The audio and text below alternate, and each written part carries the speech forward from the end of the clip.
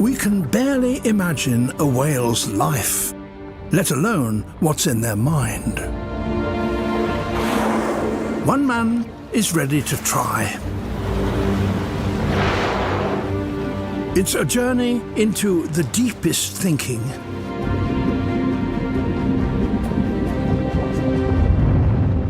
He'll find intelligence and capacity for emotion.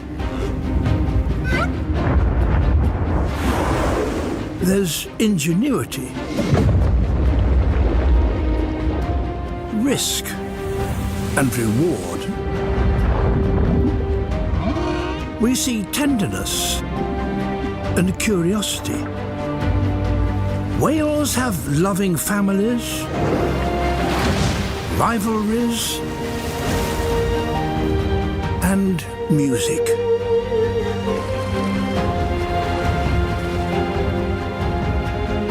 Putting it all together, what emerges is the unexpected.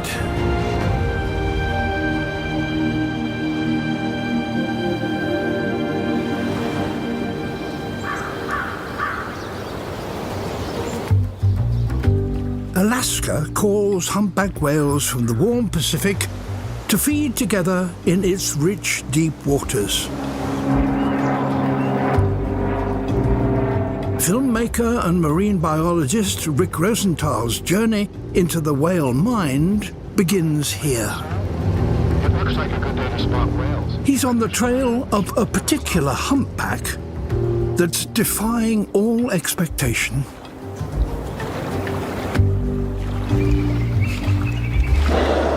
He finds his whale alone, patrolling a rocky shore. Every April, she comes to this one bay. Here she is, right next to the rocks.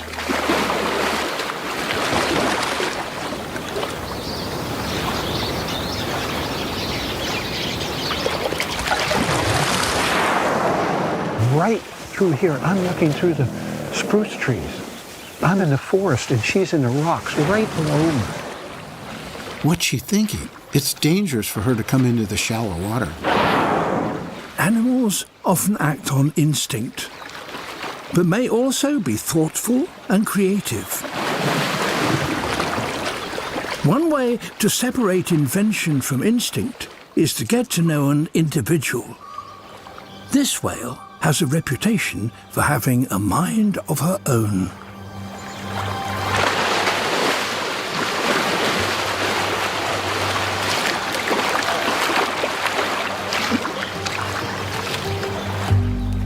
Rick follows in his stealth kayak for a closer look.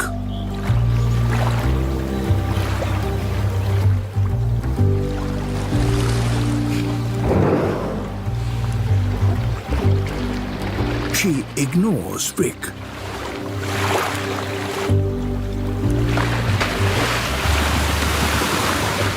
She's bubble net feeding. Humpbacks trap a school of fish by blowing a wall of bubbles and imprisoning them inside.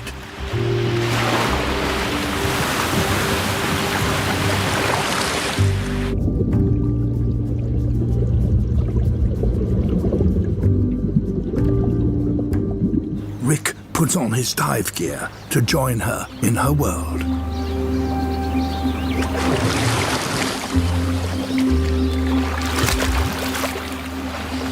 I've never hidden in tree branches before to film a whale, but this might be my chance to see what she's actually doing in the shallow water.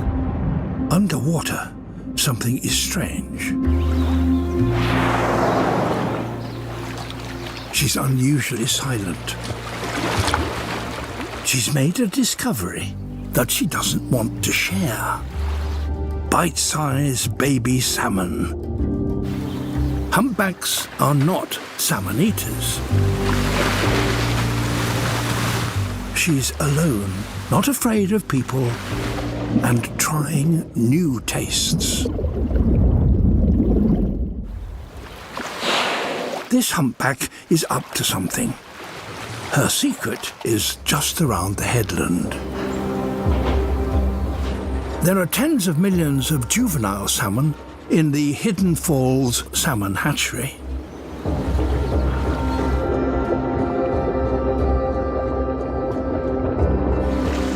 She times her journey perfectly. She's come thousands of kilometers, yet each year she arrives just before the salmon release begins.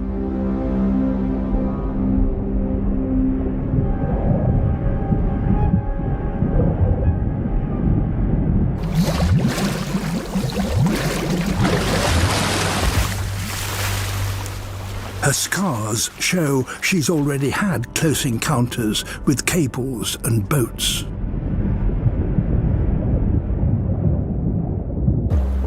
Baby salmon are reared in closed nets suspended from pontoons anchored in the bay. As the young smolts grow, some escape and feed a few locals.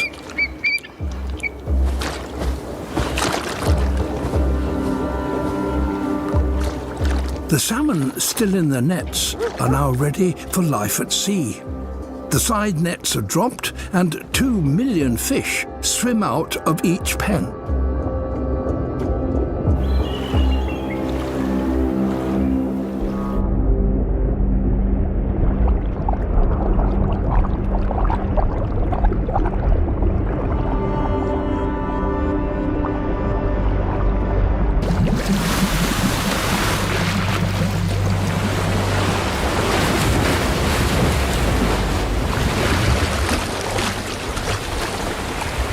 The hatchery has varied the time of the first release, but she has always arrived ahead of them.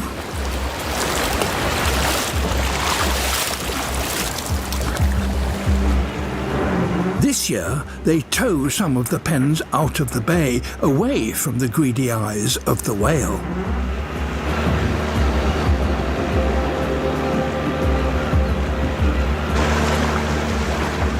The salmon are intended to augment the wild stocks, which have been declining.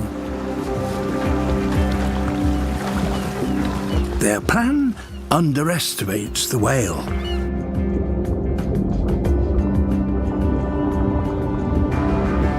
She has silently followed the pens.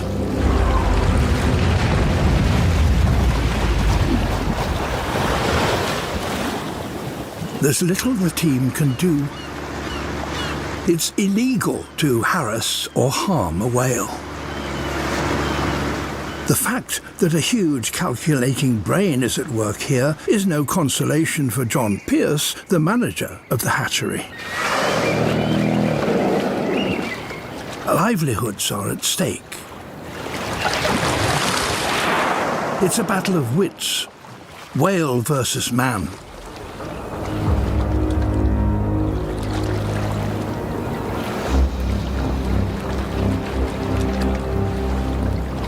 Investigating whale ingenuity takes Rick to Arctic Norway.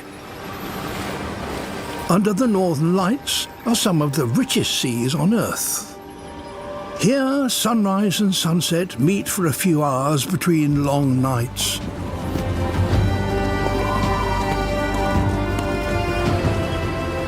Rick and Captain Andreas Heider are looking for killer whales or orcas. Ever see them mount? They mount to go down? Yeah.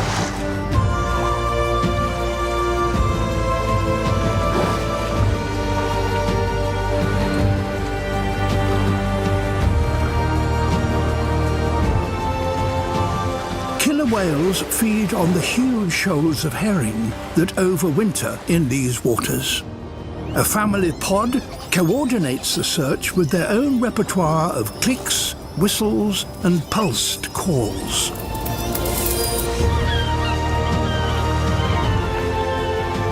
The calls can be heard from far away and help keep the family together. Once they find the herring, the whales corral them into the shallows using high-pitched sound. The fish crowd together. The family uses this to their advantage.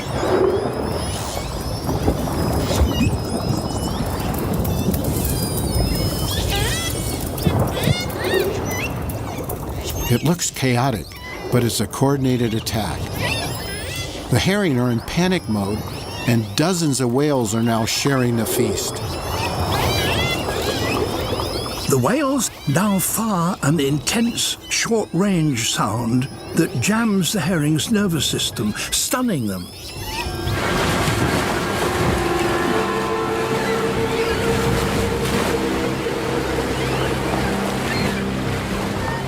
The family delicately pick off disabled herrings one by one. They're so successful they can afford to be fussy. Only the tender middle part of the body is eaten. Few animals on land hunt with such sophistication. On the other side of the world, Rick finds killer whale ingenuity under very different circumstances. Off the coast of Mexico, predators are in a constant quest for food. Prey is spread out and difficult to come by.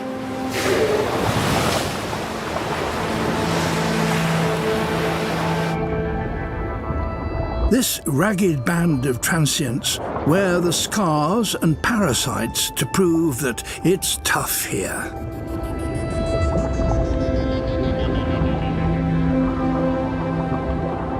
These killer whales work undercover, silently. Prey is wary.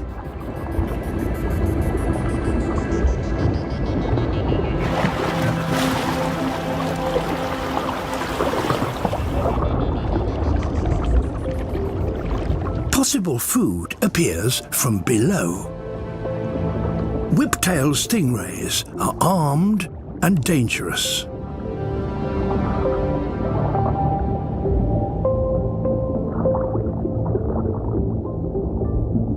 Stingrays sometimes are coming right towards me. I don't want that on my chest. I'm pushing them away. I don't want that stuck in me. The killer whales, too, seem to know to be careful. That whiptail stingray has quite a spine, and it's venomous. If they get that in their tongue or their mouth, there's going to be some serious pain there.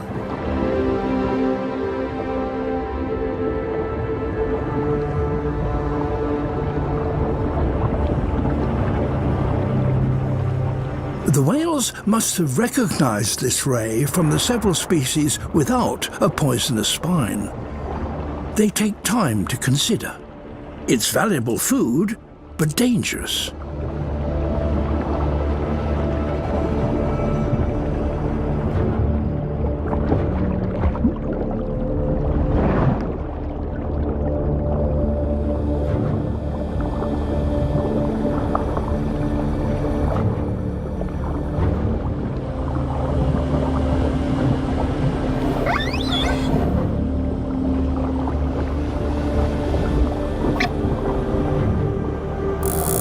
The whales are working out how to deal with the stingray.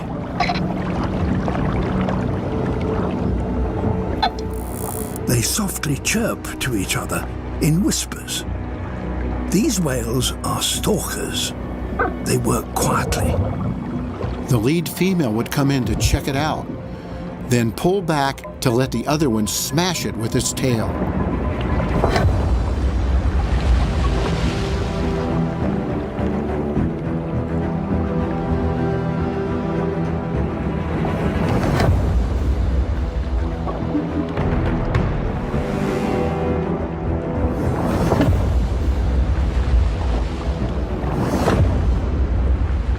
Really looks like they're passing on that information, that knowledge, how to stun the stingray and take it as food.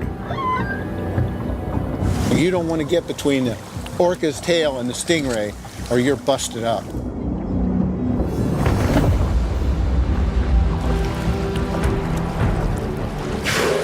The family tries the technique in turn.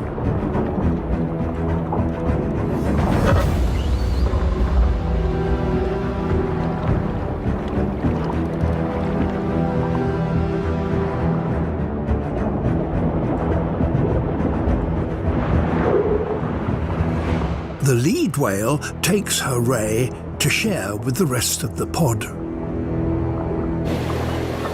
This is not instinct, it's creative. Whales can see a problem and think of a solution. A humpback in Alaska is a lone inventor, an original. She's waiting for the next batch of salmon to be released. She's daring to push the limits, swimming confidently around the nets and boats while she waits.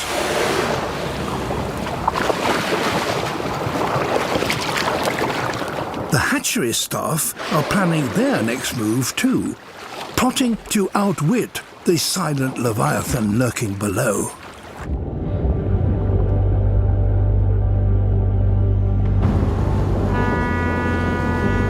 The manager has chartered a commercial fishing boat.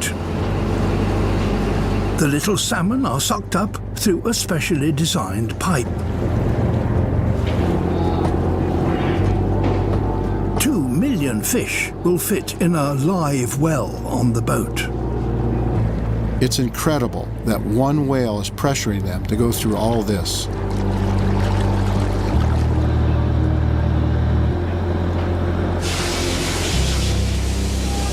There's no way for the humpback to sense what's inside the pipe or the boat.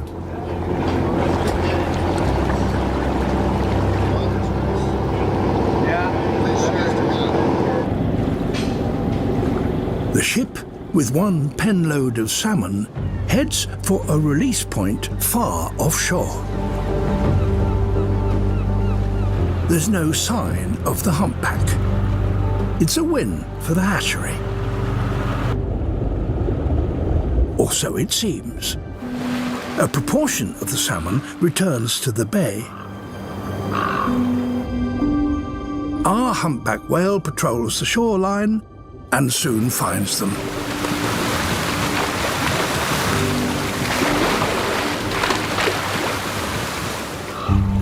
Dozens of pens remain.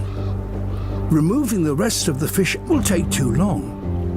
Meanwhile, crowding is bringing disease. There's a new plan. Instead of opening the nets on all 4 sides, they drop only one side of the enclosure. The salmon swim out, but can dart back into the pen in case of danger.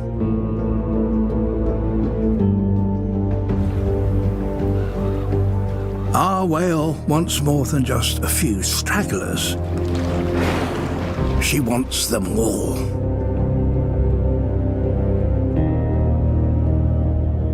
She swims below the net that lines the bottom of the pen. Then she blows a massive bubble under the pen in a brilliant attempt to flush the fish out. She understands the problem perfectly.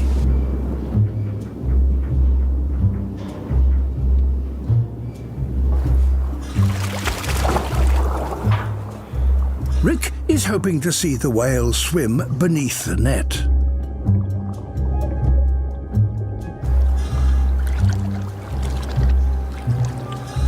I know she's down there somewhere, but the water's so dark, it's hard to see anything.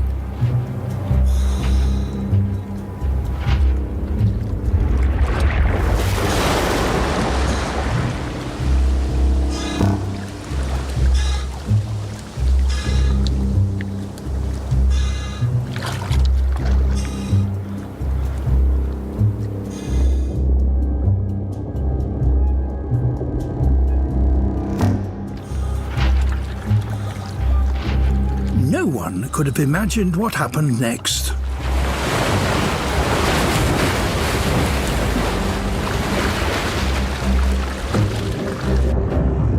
She slipped unnoticed into the pen with Rick. Not a ripple, not a sound.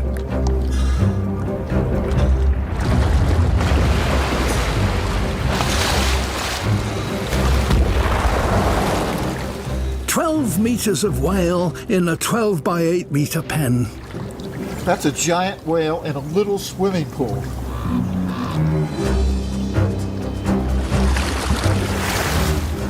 She hasn't got in by chance. She's daring enough to maneuver through the small opening again and again.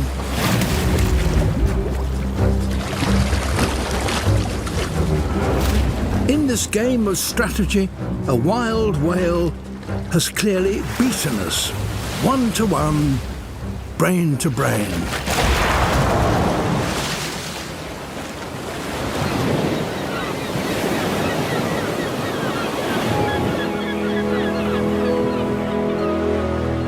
Most whales appear briefly, magically, take a breath, and then return to their world.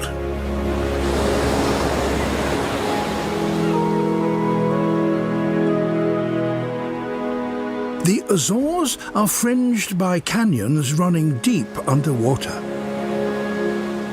There, over a kilometre below, live sperm whales and giant squid.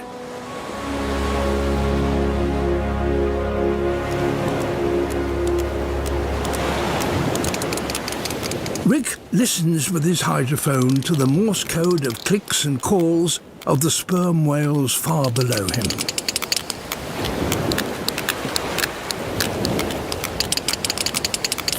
I can hear them. The whales are clicking away. Sperm whales call in phrases with specific meanings that maybe even amount to a language. They certainly have family dialects. They're moving off down the underwater canyon. I can hear that they're getting further away. Rick needs to get back to the support vessel fast. He can't afford to lose them. Once we're at the surface, we can't lose visual contact. They're masters at slipping out of sight. Sperm whales spend most of their life cruising the abyss in darkness. Coming up from below, how different the world of light and air must seem. They've been holding their breath for about an hour. They need to recover. Rick uses his kayak to approach the whales quietly. Pedals drive fins that move in the same way that fish swim.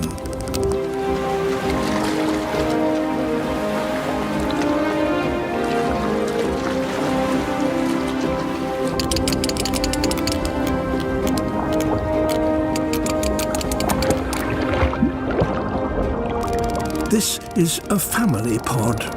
Sperm whales live in matriarchies. The females are in charge. Grandmothers pass on 80 years of wisdom. They can see me, but they zap me as well with their sonar. They're making a sound picture of me.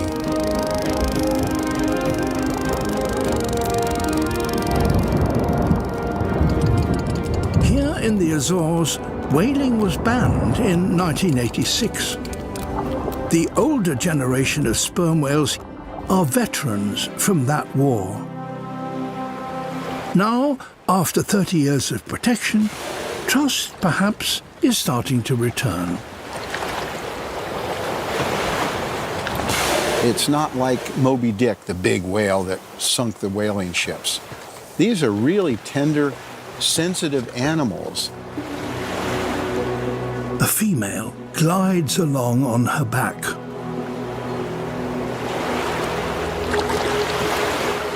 The family caresses belly to belly. It's not courtship or mating. It's more like hugging, but without arms.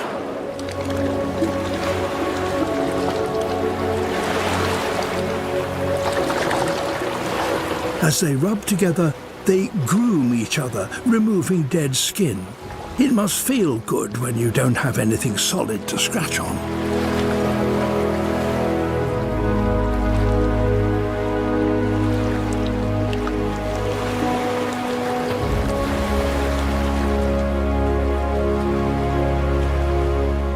A youngster seems to delight in the moment. He appears to close his eyes.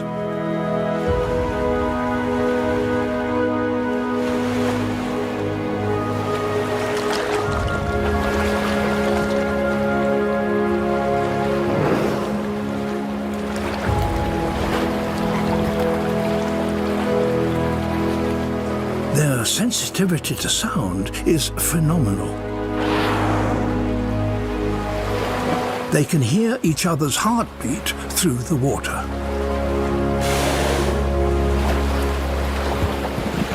The family's splitting up, so I need to make a quick decision about which group to follow. 3 teenagers swim off together. One of the youngsters makes a beeline for a small ball-like object covered in barnacles floating at the surface. He rolls on his back and feels the texture, maybe to understand what it is. In a liquid world, any solid object is worth investigating.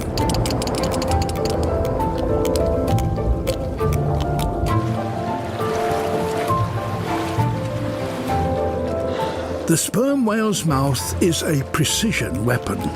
They can grab fast-moving fish and squid and hold on to them in total darkness. It takes practice.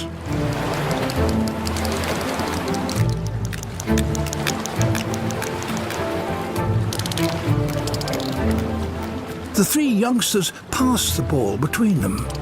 There's an enthusiastic chatter of clicks.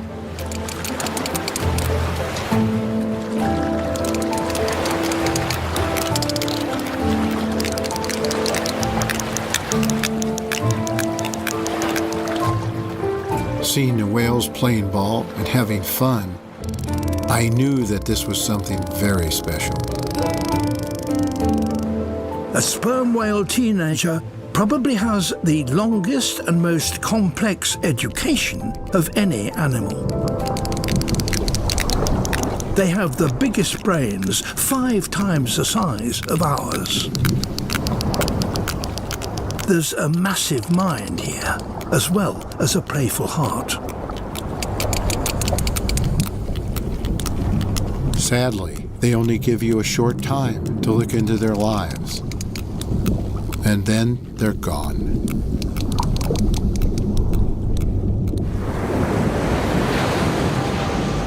Off the Atlantic coast of Patagonia, killer whales' hunting strategy is also hard for them to learn and has huge risks.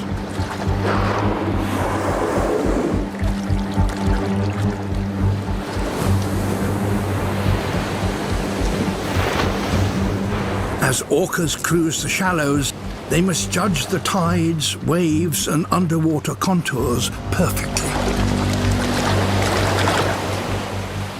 Experienced killer whales charge up onto the beach to grab a seal.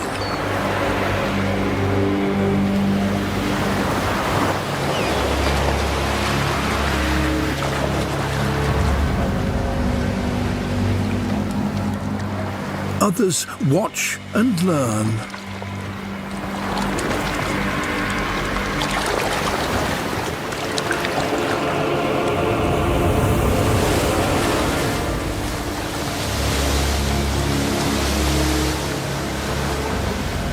It takes years to master this hunting technique. Any mistake can mean stranding or even death.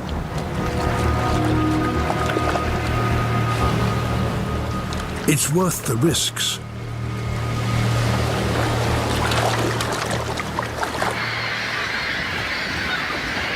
Sea Lion Island is a nursery for elephant seals and a seasonal hunting ground for their predators.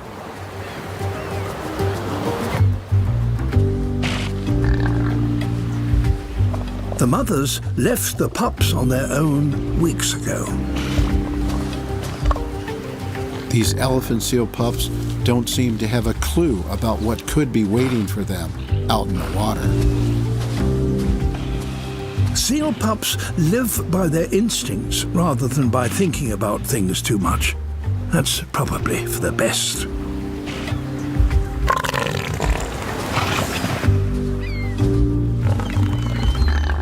Some elephant seal pups are swept off rocks and forced to swim before they're ready.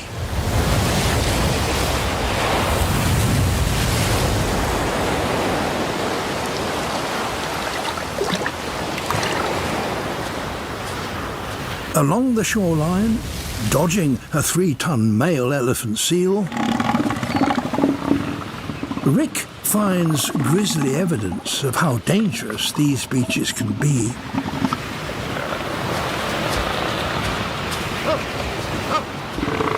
I thought I was here to film killer whales and their dramatic attacks on elephant seals. That's not what I found. It's a dorsal fin of a killer whale, buried under tons of sand.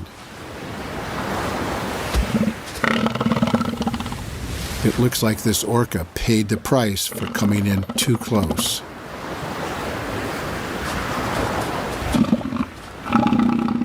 Rick is hoping biologist Giulia Ecoletti can shed some light on the buried whale. She's part of a research team studying elephant seals and killer whales. Giulia tells Rick that under the dorsal fin are the remains of a large whale that the researchers named Leo. Each spring for years, they had seen him and his pod mates hunting elephant seal pups in shallow water. The one in the middle. A few weeks ago, something went very wrong.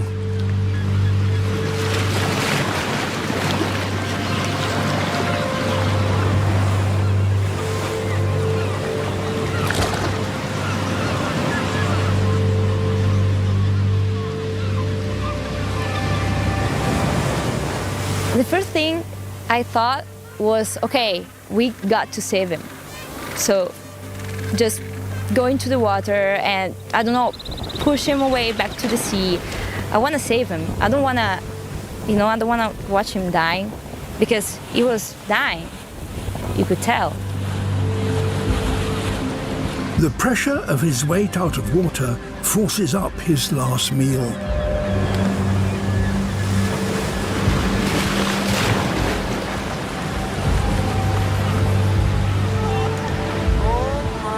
The worst part of that is that we kind of realized that we're nothing much we could do about it.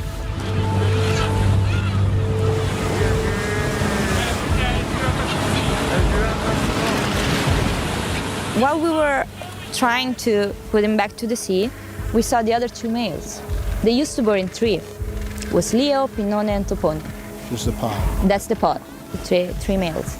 And while Leo was stranded and crying, Pinone came several times. The rescue team heard him calling. His pod mates stayed close despite the dangers and all the researchers being in the water. And I remember there was a fin of Pinone just right in front of Leo, just resting in front of Leo.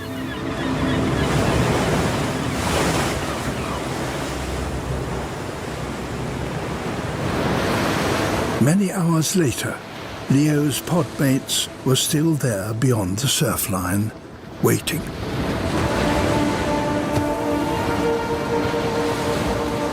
Leo died in the dark.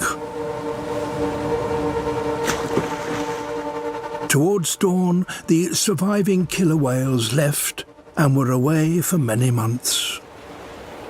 Whales and dolphins are famously sensitive to distress, even from other species, and sometimes seem to want to help. What struck me was the other pod mates calling to him and waiting nearby and watching. They knew what was happening. They realized that they were losing someone they cared about. There's an emotional wisdom there.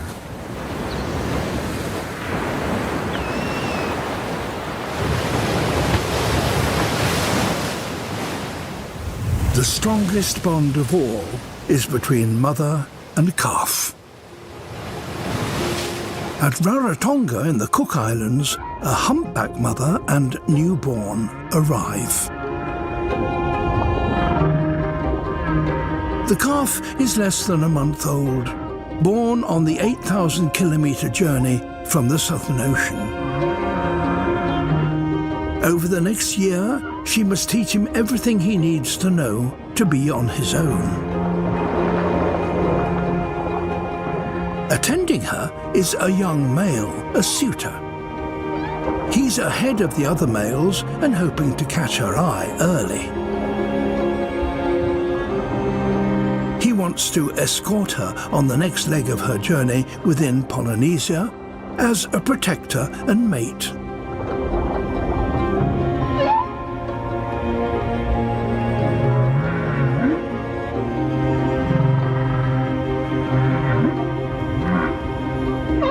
Her only concern is for her calf. She shields the youngster from the advances of the male.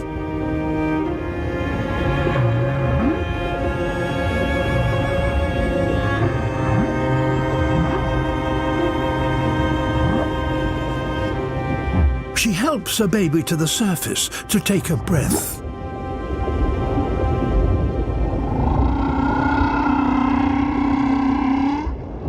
The suitor remains attentive. She ignores him. Time is running out for this gentle approach. A posse of rival males is about to arrive. To understand humpback whale courtship, Rick joins Nan Hauser, who's been studying humpbacks for over 20 years. Nan and her colleagues have discovered that relationships, whale style, are complicated. Flow! Flow right here! 50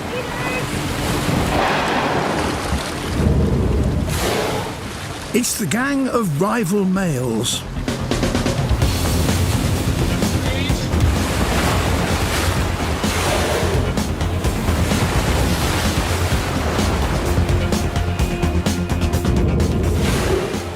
The newcomers have a much more physical strategy. Their breaches and tail slaps are intimidating to other males and a chance to show off to females.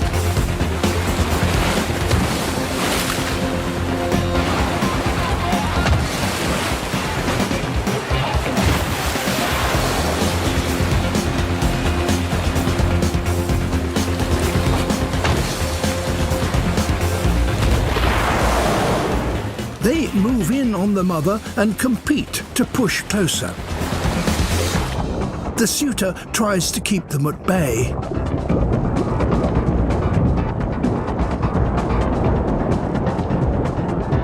The gang's assertive tactics are no more successful than the gentle courtship of the suitor. Mother and calf move on and leave the islands.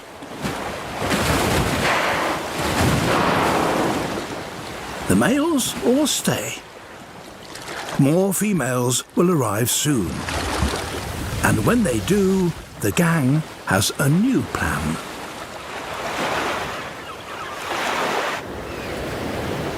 Courtship in most animals is about strength or display. With whales, everything is a bit more subtle, a bit more individual.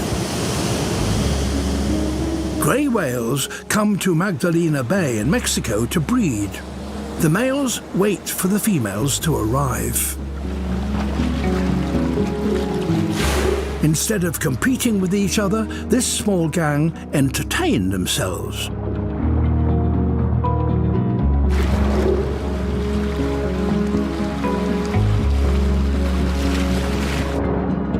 They roll on the bottom.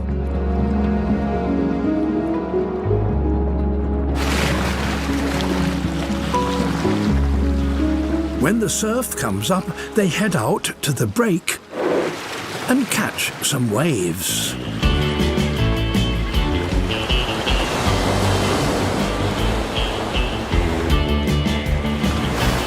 Even for whales, surfing can take some practice. You need just the right wave if you weigh 30 tons. There's a sideways move that doesn't always work well. Upside down is another way.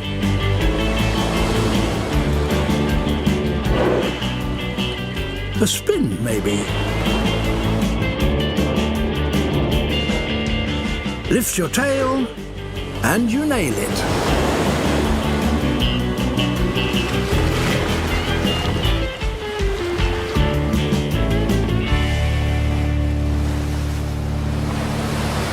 They must be having fun.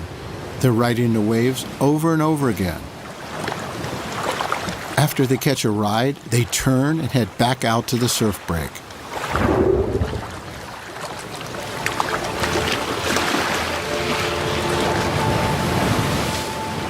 This is just a magic moment.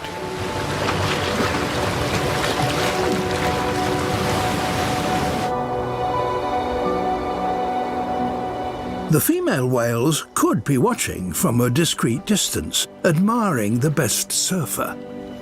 They could be choosing a partner, but they're not. They are far away at the other end of Magdalena Bay. There, they approach small boats and solicit human attention. They even bring their newborns along.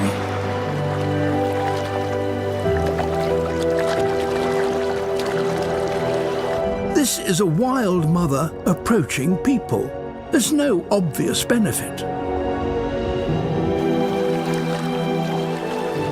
Scientists have different theories as to why grey whales here seek human attention.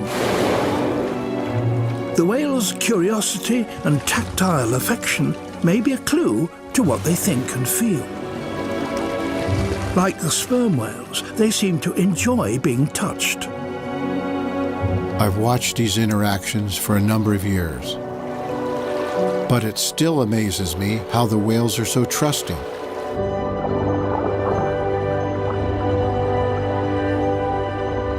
This was first seen in the 1970s, and slowly more individual mothers took up the idea. For the tourists on the boat, it's a wonderful fleeting moment of direct contact between human and whale.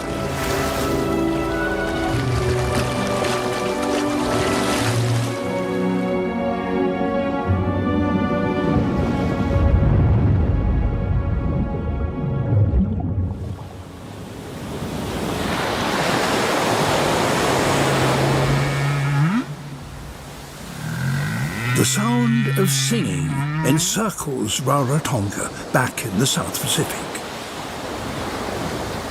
The courting gang of humpback males is practicing their new tactic. The gang has become a choir.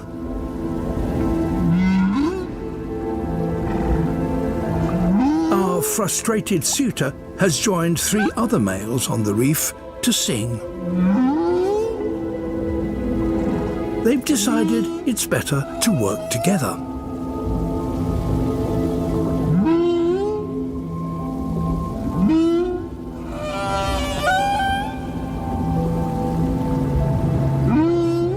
Nan Hauser works with other scientists throughout the South Pacific to record humpback whale songs.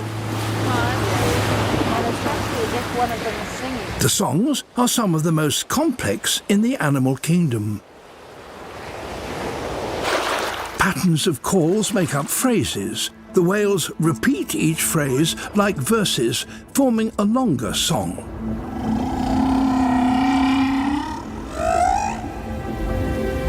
The concert can last for hours. Oh, this is right below us.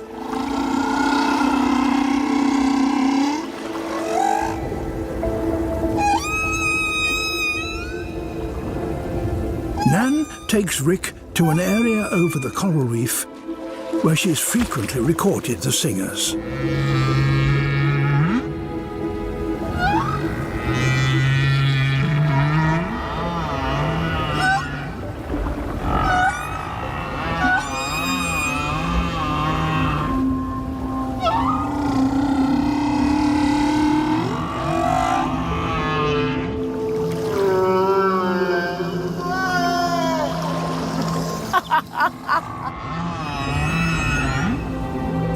Whales are part of courtship, yet scientists also believe that there is data here about their long-distance travels from the pole to the tropics.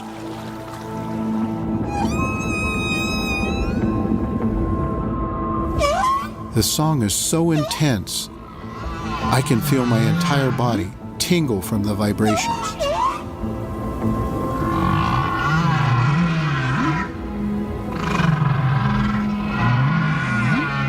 The whales often sing the same song with individual variations.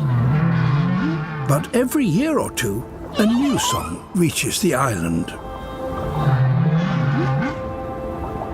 I can hear two singing, Yep. you know, so awfully cool. Some competition. They're right together. And there are two songs going on. Far out. They're very special, huh? Yeah. Better see if we can get on top of them again. Okay. Let's go.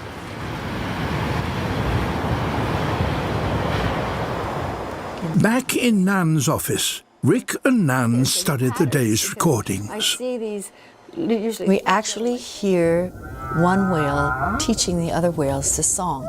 So they mimic it. So for instance, if they start a phrase with "moo, moo, moo, moo," you hear the first whale singing that song very loudly, and then you hear the second whale copy it. So it's almost like an echo. And sometimes it's really fun because they're singing two different songs, and then after listening to them for about a half an hour, you see them, or at least one of them, incorporating the song into his song. So they actually have this transfer of phrases of songs. It's beautiful.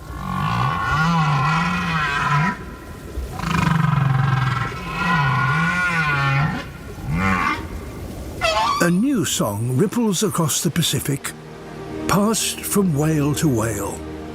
It can travel 6,000 kilometers from Australia to French Polynesia. Then, a year or so later, a new humpback hit emerges.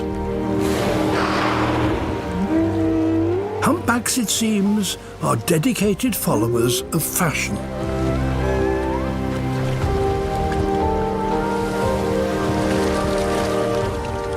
What is extraordinary is that the song is communal and personal. It contains information and emotion. It reveals something of their inner world.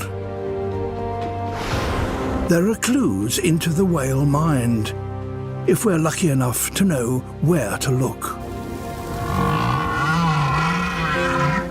After filming whales in many oceans over many years, I come away with a feeling that although they're different from us, they're also a lot more like us than I ever thought before.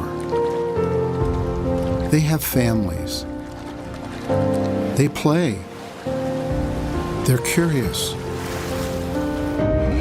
They can learn. They pass this knowledge on. They have a deep wisdom.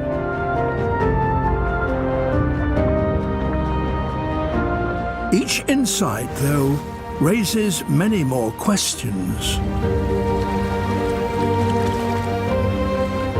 The truth is, we've only just touched the surface.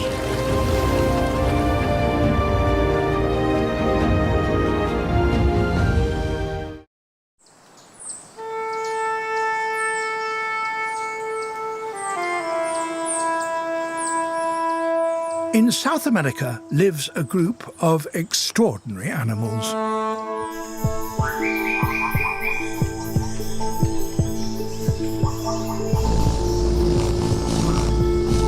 They are amongst the most spectacular creatures on Earth.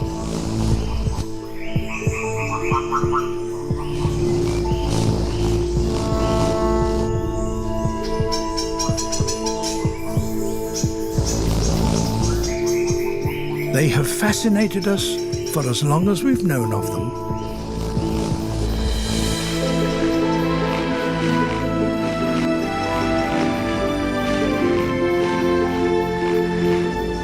They are hummingbirds. and their glittering colours and their prowess in the air are unmatched.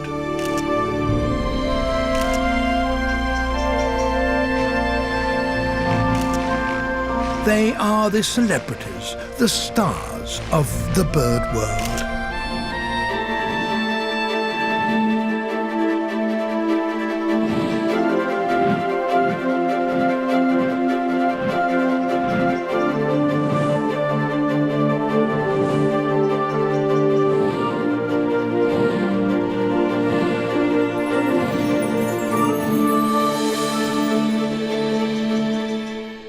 But what do we know about these unique birds?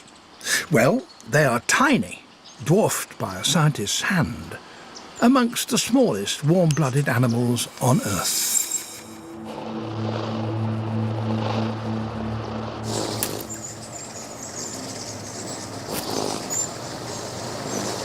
And we can see that they live their lives in the fast lane. In flight, they are just a blur.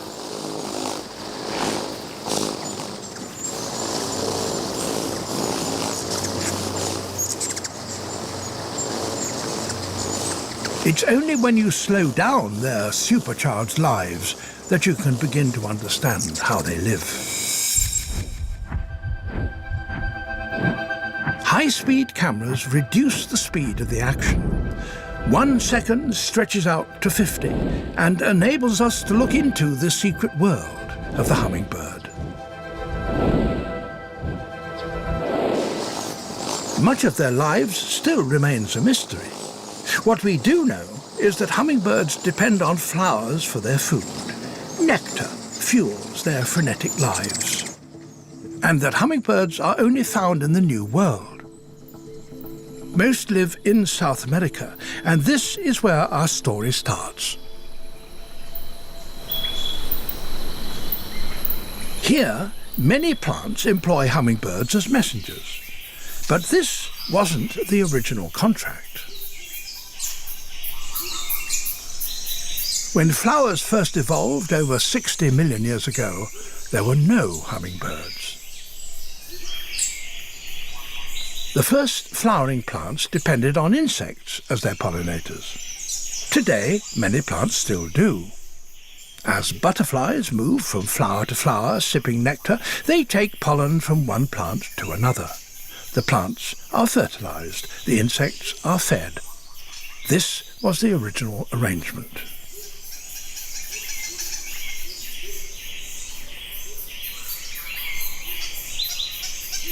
The plant and insect relationship has been a long and successful one. But at a certain point, some plants dropped their insect messengers. The reason can be found in the forested mountains of South America.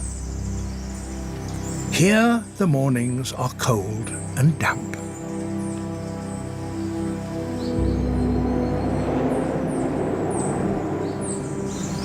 Butterflies can't fly in these conditions. Insects are cold-blooded. Their bodies are the same temperature as their surroundings, so they are lethargic in the cool of the morning. In the mountains, insects are unreliable messengers. There was a need for a safer pair of wings.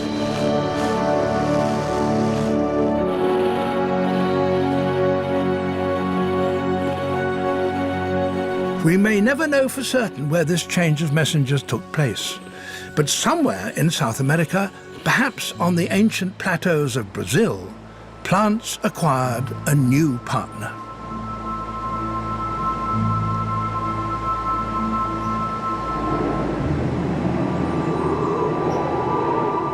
It probably happened about 50 million years ago. In the cool climate, plants needed a reliable messenger, and there was a bird that could fill that requirement.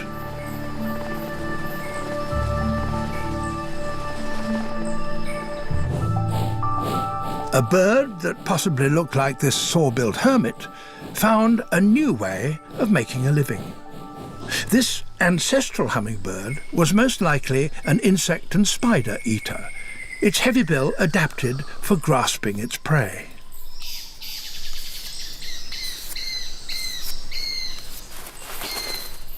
At some point, the earliest hummingbirds started visiting flowers. Did they do it to extract insects from the blossoms? Perhaps. But as soon as the habit developed, then the birds could carry pollen from flower to flower. And the first hummers could not only catch insects, but also drink the nectar.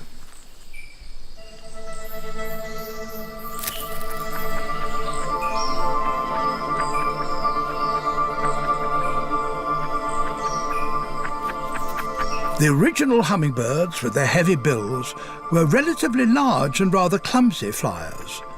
But this was the beginning of a long relationship with the plants, and the birds evolved to better suit their new ways of life.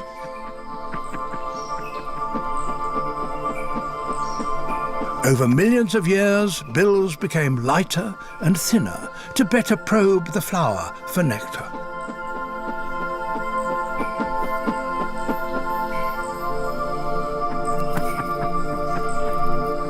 To reach the flowers demanded great flying prowess, and the early hummingbirds became smaller and more agile than their ancestors.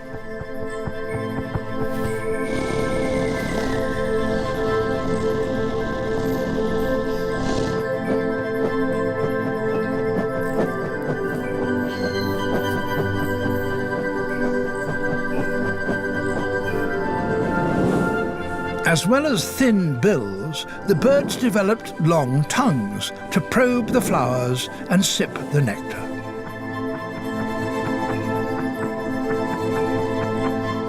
Reaching the nectar demands a huge amount of energy, and so hummingbirds did everything to lower their weight. Their legs and feet became so small that they could no longer hop or walk, they could only perch. They were already leading an extreme way of life, living on an energy knife edge.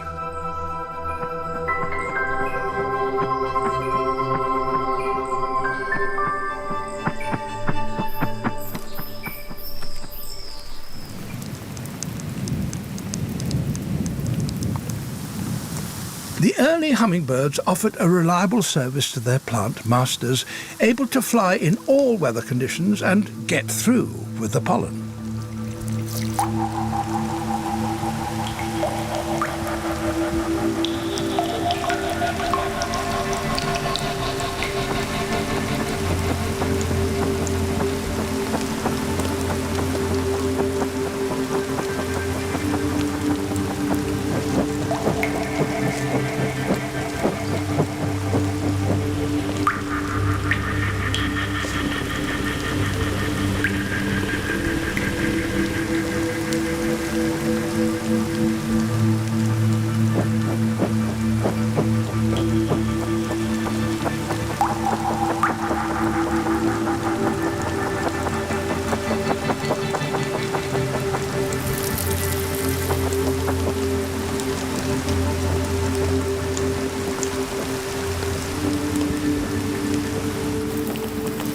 For many millions of years, hummingbirds remained generalists, feeding from a wide variety of flowers.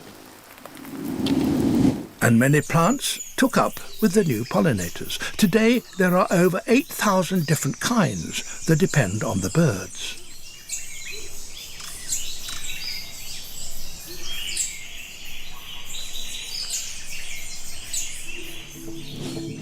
But there was a penalty to the New Deal. The plants had to supply more food for their dependable warm-blooded messengers exactly for that reason. Warm-blooded birds use 10 times more energy than the cold-blooded insects they replaced.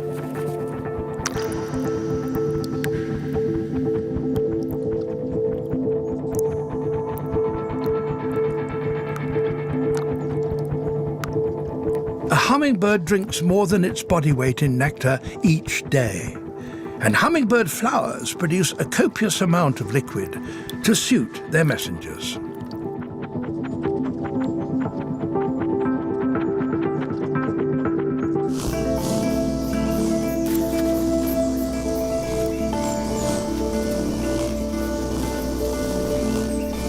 It was thought that hummingbird plants produced orange and red flowers to attract their messengers. But the story is more intriguing than that. Bees are red-green colorblind. The plants were hiding their precious nectar from these insect robbers that can't see the difference between red and green.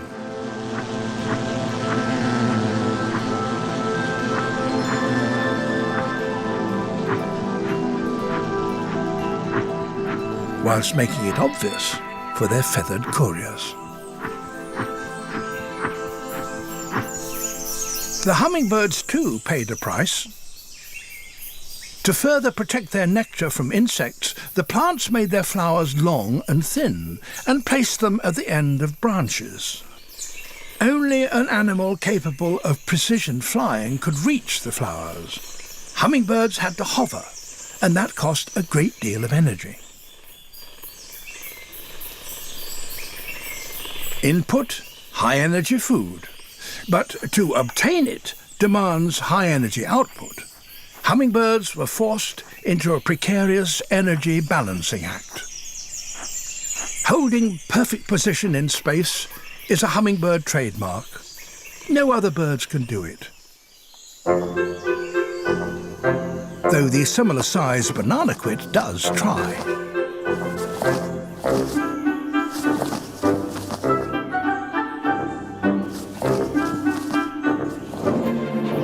But in truth, compared to a hummingbird, other birds look clumsy.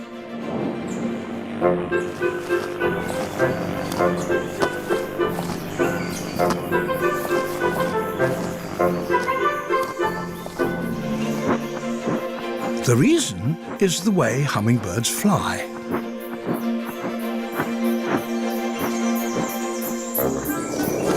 All birds, except hummingbirds and swifts, their distant relatives, gain power and lift on the downstroke, then fold the wings for the upstroke and repeat.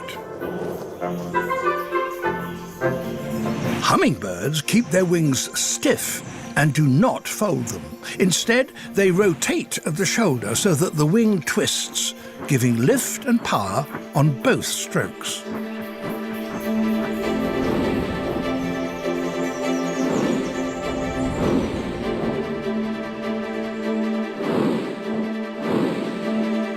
The extra power gives the hummingbirds a great advantage, and they can claim to be the most accomplished flyers that have ever taken to the air.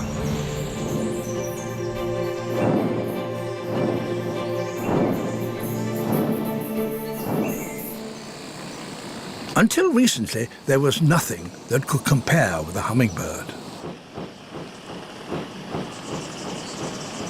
That is, until a high-tech company in California invented a robotic one.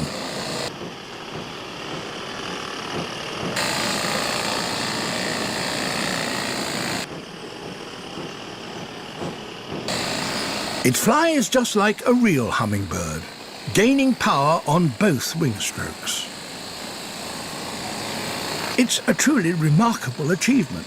It's so realistic, it even fools real flesh and blood hummingbirds. This Allen's hummingbird owns this suburban Los Angeles garden, and it's not prepared to share.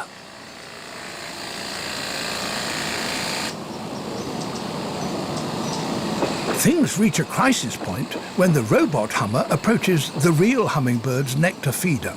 Time to attack. The feathered hummingbird is only a quarter the size of the robot, but he still tries to drive off the interloper by dive-bombing it.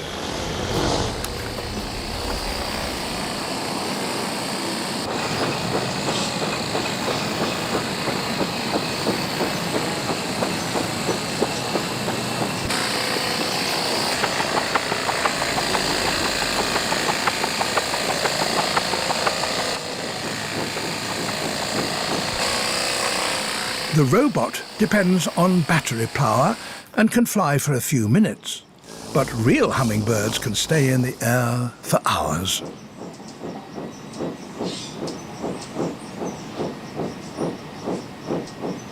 Their special mode of flying gives the hummingbirds the power to maneuver in all sorts of ways. Unique among birds, they can fly backwards.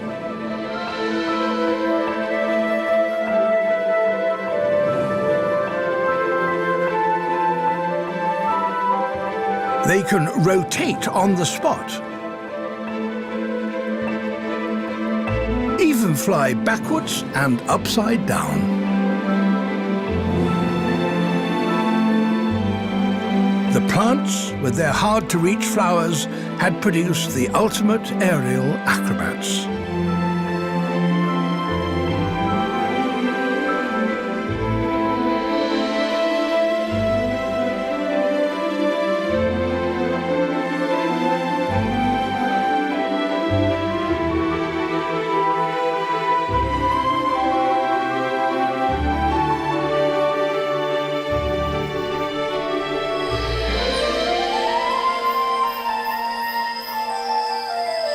All this virtuosity in the air costs energy. When flying, hummingbirds have the highest oxygen demand of all vertebrates. Wings beat as fast as 80 times a second. The problem is getting oxygen to the flight muscles.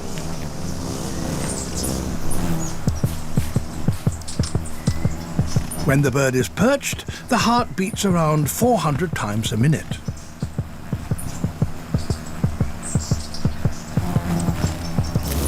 In flight, it rises to an astonishing 1,200 beats per minute as the heart pumps oxygen-rich blood to the wing muscles. Even this is not enough when hovering, and so the heart expands in size so it can pump more blood with each beat. When this happens, the blood circulates around the whole body, heart to lungs, to heart to muscles, and back to the heart in under 1 second.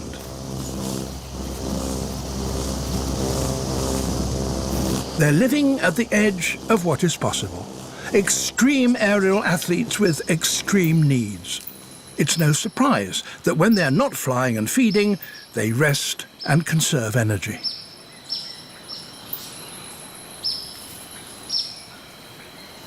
Hummingbirds spend 80% of the day perched, and so they have time to stretch muscles and groom all-important feathers.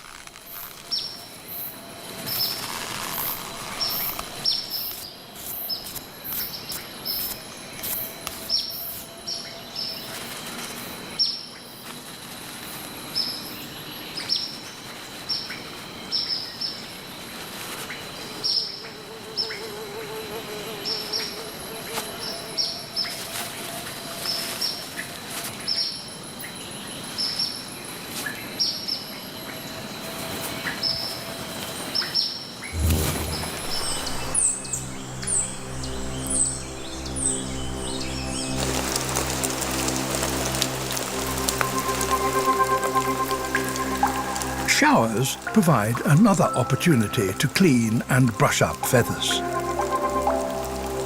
Unlike insects, hummingbirds seem to relish the rain. So when the skies open, the minute birds take to the leaves to bathe.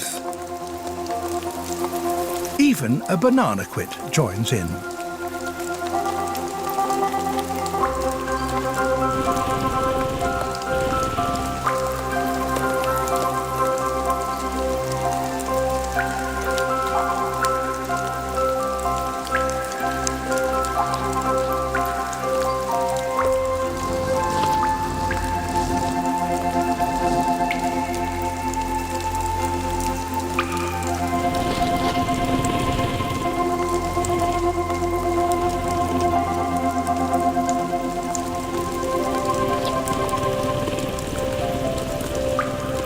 But bathing can only be a short interlude, for hummingbirds need to feed on average every 15 minutes. Starvation, death, is only ever a matter of hours away. It's essential for birds with such a precarious energy balance not to waste time visiting flowers that contain no nectar. But is it possible that hummingbirds can remember all the flowers they've just recently visited? This might appear straightforward when you have only a few flowers on a stem. But what about when you face the task in an ipe tree? Even here, hummingbirds can and do remember the flowers they've visited, a great feat for a bird brain. Plants have certainly shaped hummingbirds, their size, their powers of flight and hyperactive metabolism, but the birds can't live by nectar alone. They need protein, and this they catch on the wing with the most remarkable precision and aerobatic skill. Not all flights are successful, but most are.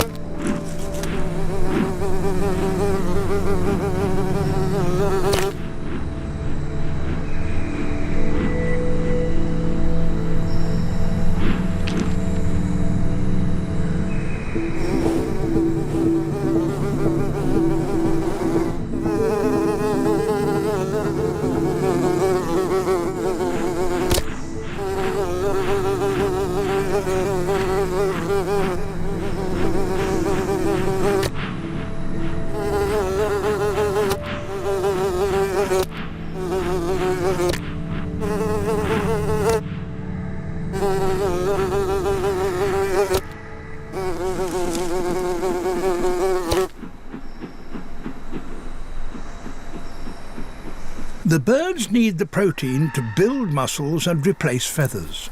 The only problem is avoiding choking on the tickly little flies.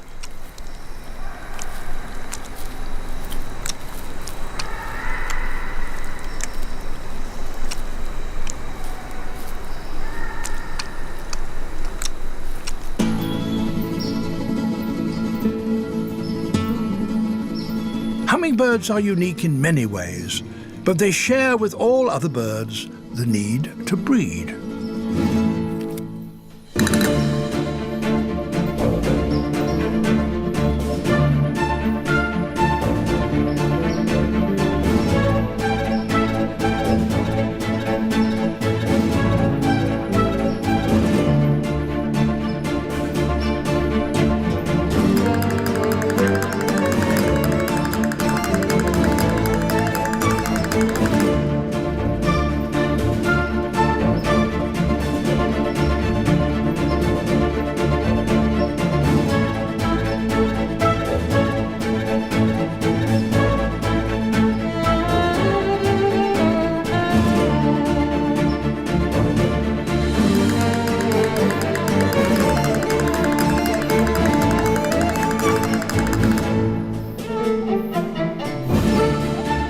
The male wire-crested thorntail has a bizarre way of impressing a female.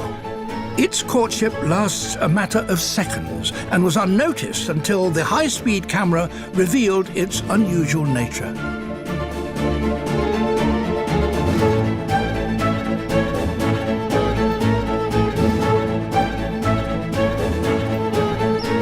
For a bird living on a knife edge, the display appears an extravagant flaunting of energy. And it may be designed to do just that, to show off the male's fitness.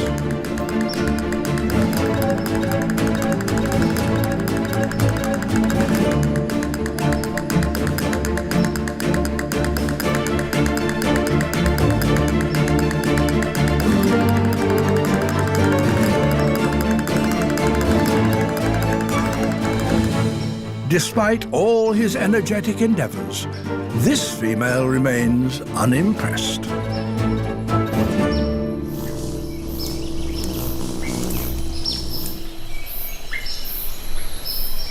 It's the female alone that builds the nest and tends the eggs.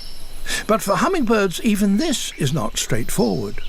To remain on the nest long enough to keep her eggs warm, counterintuitively, the female has to lower her body temperature. Only in this way can she reduce the time needed to spend away on feeding.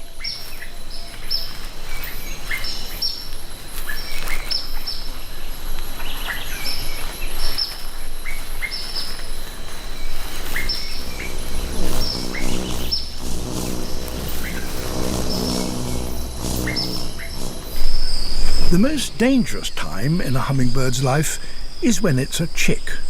They must stay inconspicuous. Only when the down feathers on their backs detect the downdraft of their mother's wings will they silently beg.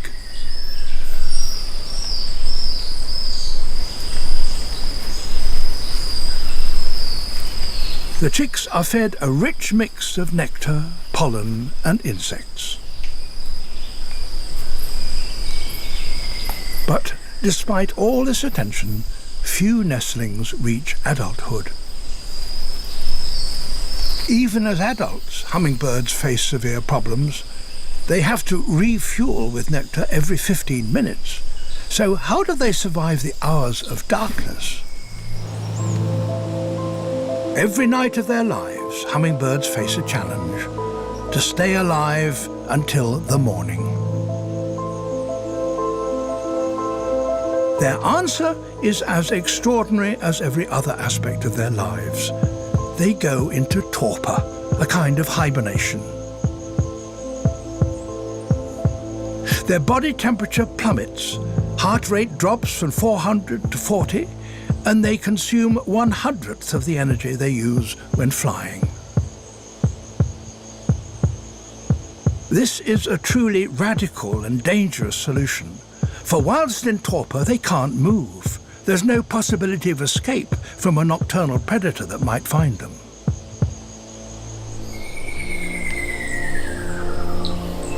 As day approaches, they start to shiver and warm up. It may take half an hour before they return to normal.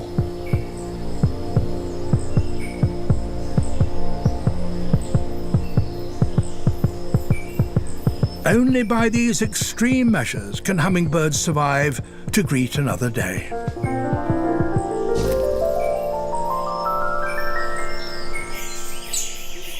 Living an extreme, hyper-energetic life as they do, hummingbirds must ensure they have a supply of nectar.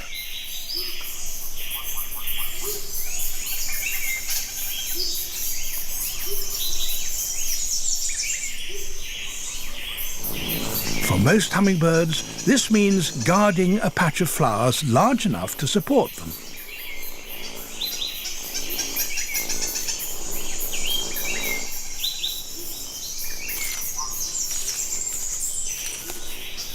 The flowers are a bird's lifeline. So even when it visits a plant to feed, a hummingbird keeps a wary eye out for possible nectar thieves, like this female thorntail.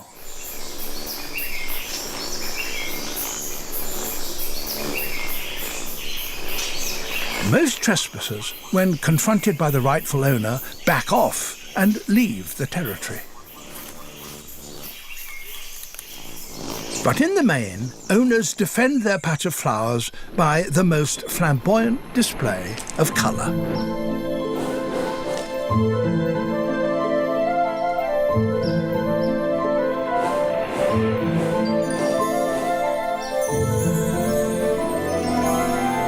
Hummingbird feathers are extravagantly iridescent.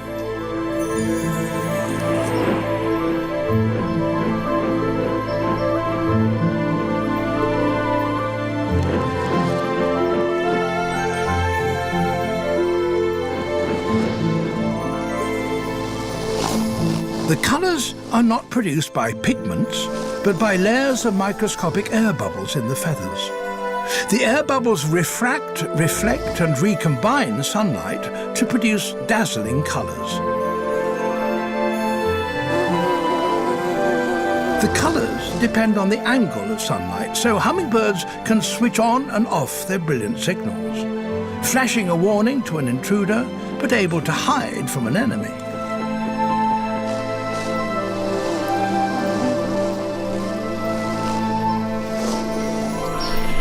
If the warning flash of colour fails, then a hummingbird will fight. Although tiny, they're not delicate tropical gems, but aggressive combatants. It's a matter of life and death. An owner must defend its precious supply of nectar.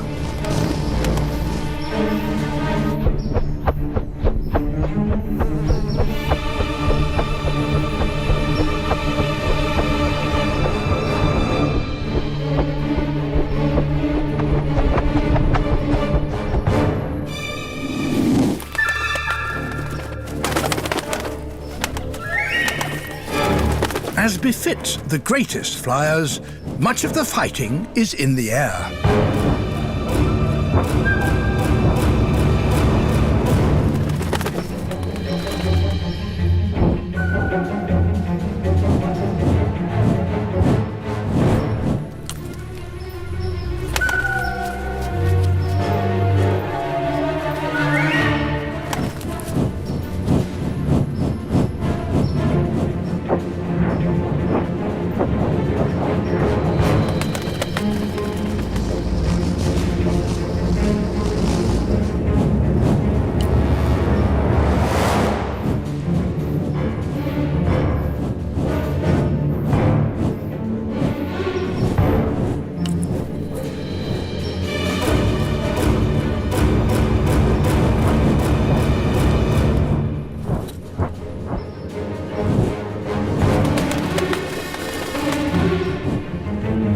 The aerial battles are really a fight for flowers, for without a territory, most hummingbirds are in deadly trouble.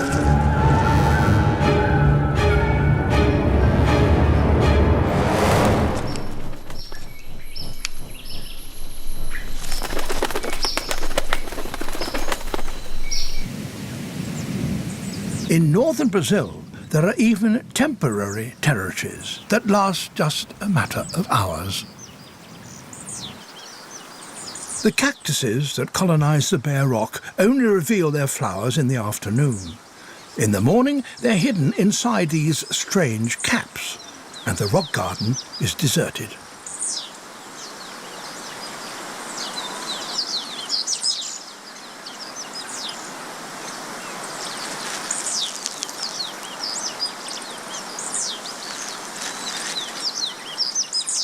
But when the flowers open, then hummingbirds appear as if by magic. They remember when the nectar becomes available.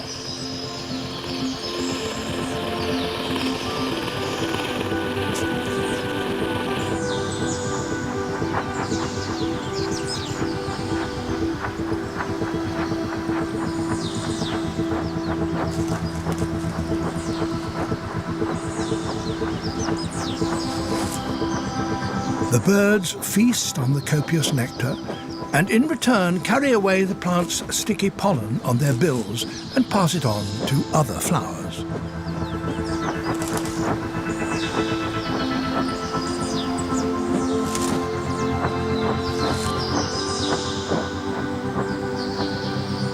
The hummers carve up this miniature world, patrolling their airspace and chasing off interlopers.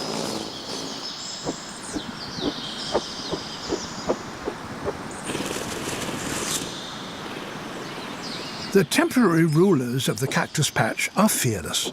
They attack each other and ignore a lizard far bigger than themselves. But when it comes to bees and wasps, they retreat. Hummingbirds are too small to risk being stung. It would be fatal.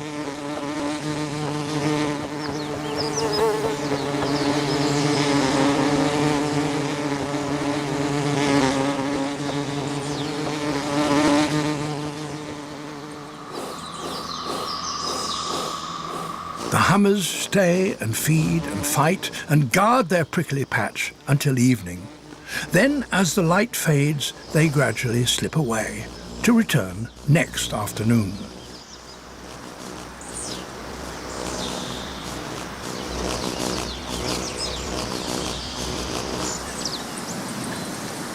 Hummingbirds, with their remarkable adaptations, were an evolutionary success. They moved into a variety of habitats, wherever there were flowers that needed reliable pollinators. And about 17 million years ago, another opportunity arose as the Andes, pushed up by the drifting continents, grew ever higher.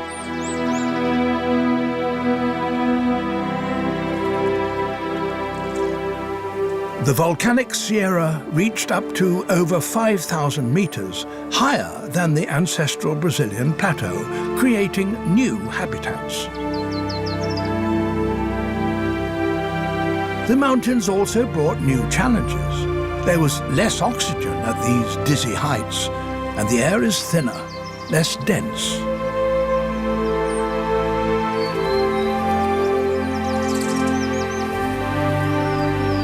Some plants offered their feathered messengers support. The shining sunbeam clings to the fuchsia while it feeds, and so saves the high cost of hovering.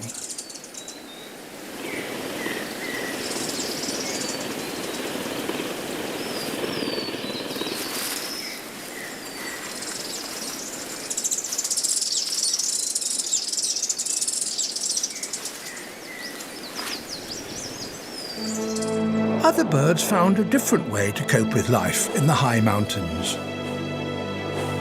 The giant hummingbird has huge wings. The extra wing area makes up for the thin air. And the giant sweeps its wings in a vast arc to create more lift, the wingtips nearly meeting at the end of each stroke. The giant is the biggest of all hummingbirds. It's the same weight as a great tit, and perhaps this is the upper limit for hummingbirds.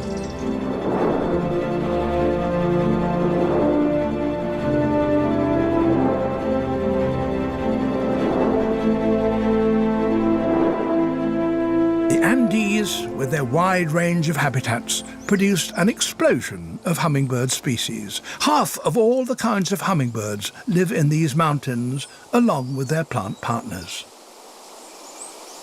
And a few plants formed a closer relationship with their sexual messengers. This is Angel's Trumpet, and its flowers are enormous, 20 centimeters long.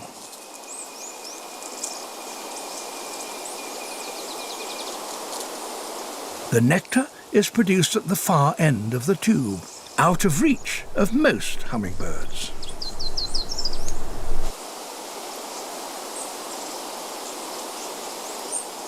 This coronet simply doesn't have the means of reaching the nectar.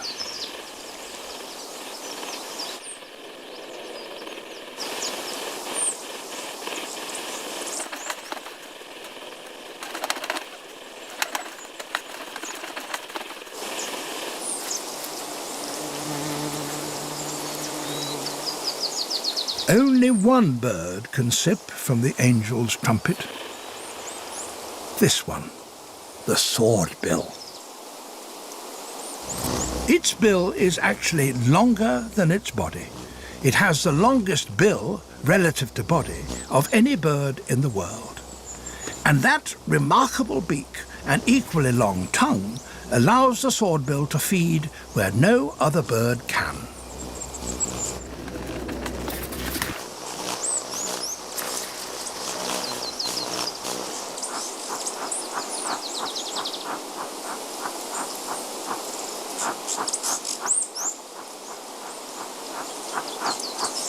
And a big bill can have other uses.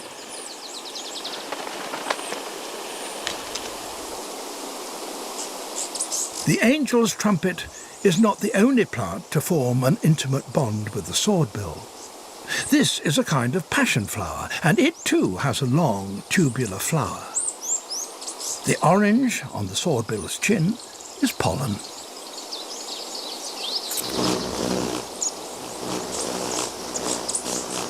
Each time it drinks from the passion flower, pollen is transferred back and forth between plant and bird.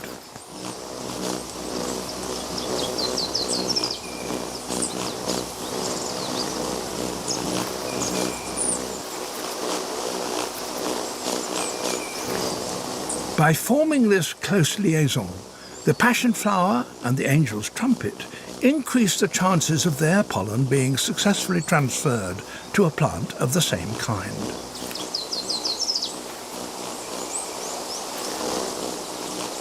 And the hummingbird has the nectar of the plants all to itself, so both plant and bird benefit.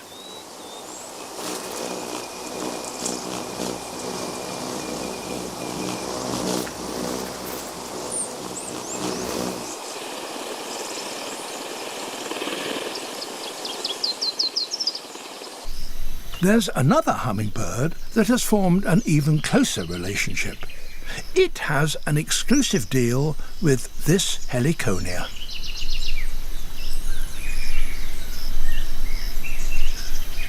The heliconia protects its yellow flowers inside robust red bracts.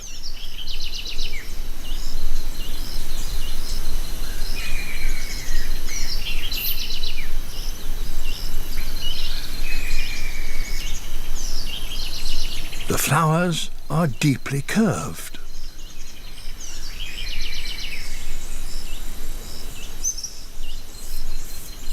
Only this bird can reach the nectar.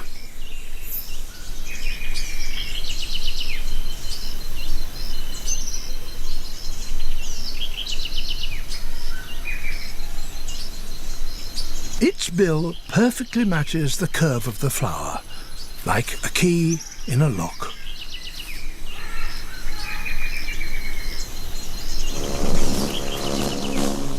As it feeds at its private flower garden, pollen is dabbed onto its head. The bird transfers the pollen from one plant to another, ensuring successful pollination. Because the sicklebill has the heliconia nectar all to itself, it has no need to defend a territory. Instead, it spends its day flying from one clump of flowers to another.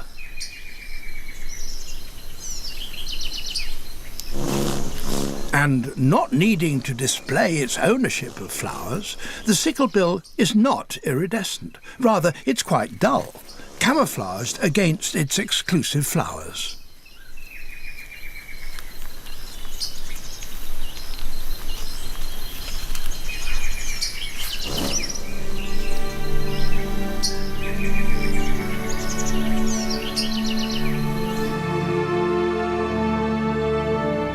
The next chapter in hummingbird evolution was written about 6 million years ago.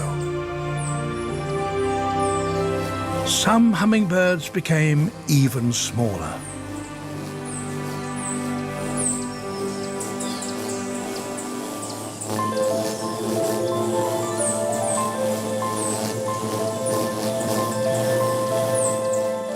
These micro hummingbirds are amongst the smallest warm-blooded creatures on Earth.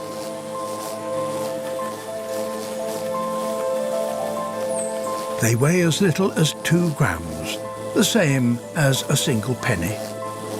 And they compete directly with the insects.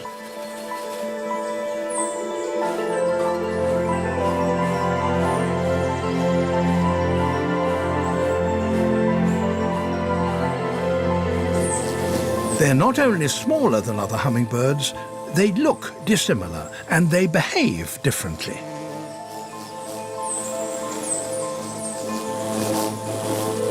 Their flight is more like an insect's, as they roam freely through the forests, feeding on a variety of flowers.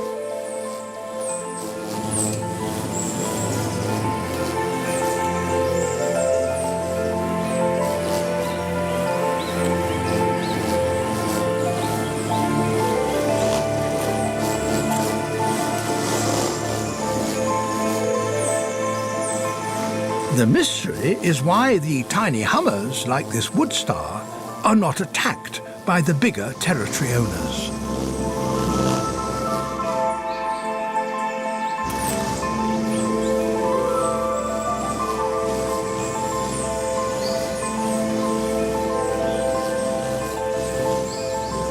The aggressive emerald ignores this little thief.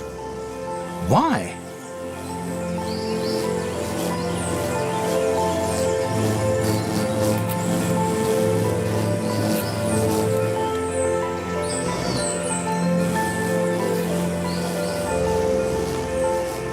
More mysterious still, the miniature wood star shows no fear at all as it plunders the emerald's nectar store.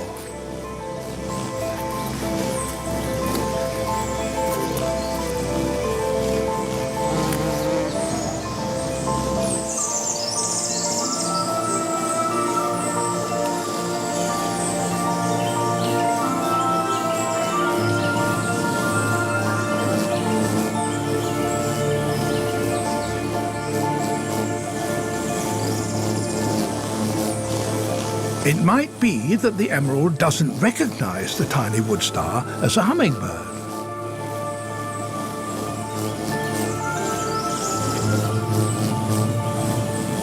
Rather, its small size and insect-like flight fools the bigger bird.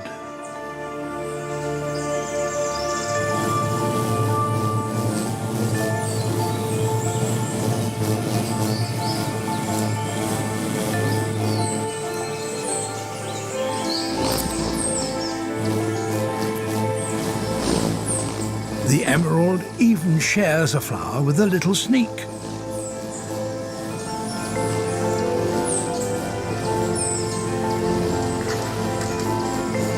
Could it be that the wood star is trading on the hummingbird's inbuilt fear of wasps and bees? This new group of micro-hummingbirds may have originated in Central America. From there, they've spread far to the north. The draw was flowers.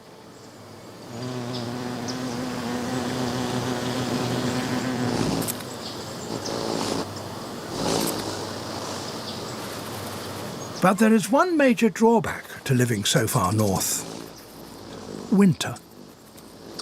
So each autumn, ruby-throated hummingbirds must head south before the flowers die and leave them without food.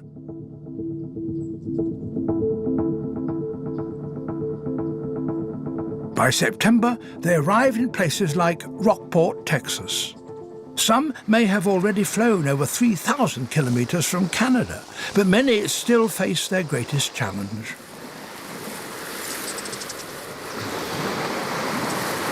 They must continue south, and for some, that means crossing the vastness of the sea.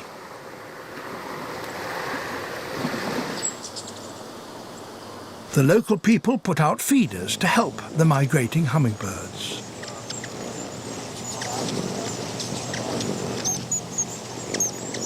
Each arriving hummingbird feeds furiously. They must gain weight, converting sugar-rich nectar into fat. In just 3 days, a bird will almost double its weight. This is the equivalent of a human of average weight putting on over 50 kilos of fat.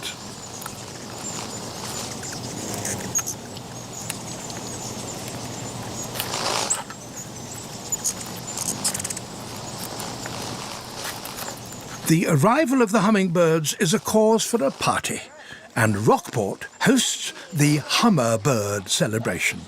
People come from all over North America to see these tiny travelers. Most unusual pictures ever. You're going to have to show it to your Oh, yes. Absolutely. Yeah. Absolutely.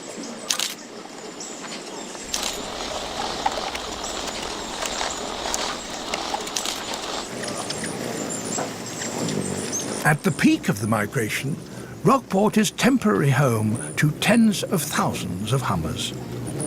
This spectacle of so many hummingbirds can be found nowhere else on Earth, but it can lead to some people making a spectacle of themselves.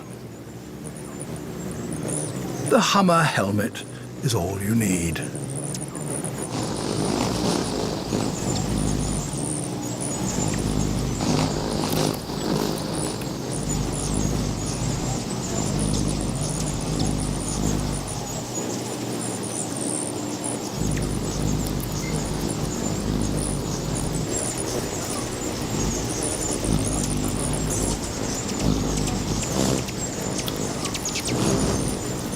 Once the birds have put on enough fat, they move the short distance to the coast. The time has arrived for the greatest test of their powers of flight. The nighttime journey, at least 800 kilometers non-stop, is an enormous undertaking for such tiny birds. A last sip, and the birds set off across the Gulf of Mexico. Much about the journey remains unknown, but recently scientists have tracked the birds using the Doppler radar of the United States National Weather Service. Designed to discover water droplets inside clouds, this sophisticated radar can also reveal the path of flocks of small birds, including hummers.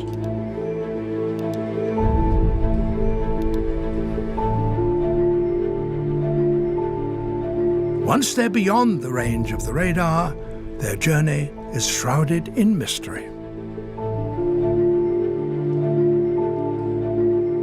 There is much we still do not know about hummingbirds, about their secret high-speed lives. But what we do know is that they are the most remarkable, colourful, energetic, and acrobatic of all creatures. They live at the limits of what is possible, nature's miniature masterpieces, and all because they are the messengers of plants.